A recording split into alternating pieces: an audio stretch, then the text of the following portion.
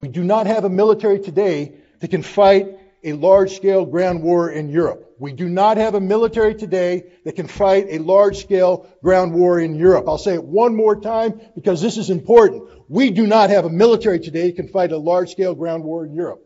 And yet, what is the president positioning us to do?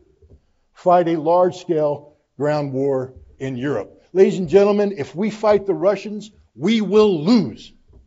We will lose hands down. It won't even be close.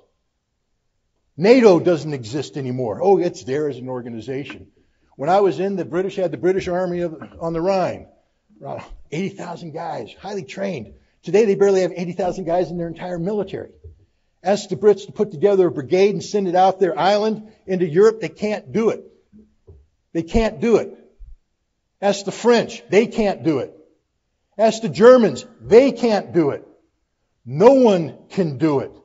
This is why Joseph Borrell, who is the head of foreign policy for the European Union, is freaking out right now because he recognizes the trajectory that Europe's on, which implies the potential for combat with Russia. And he says Europe cannot beat Russia in a war. That's an absolute statement of fact.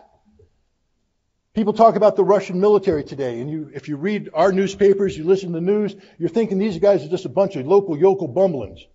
They can't fight. They can't do anything right. Heck, they got beat north of Kiev. The ghost of Kiev shot down all their airplanes. Those 13 brave Marines gave them the finger and told them to stick it in their ear.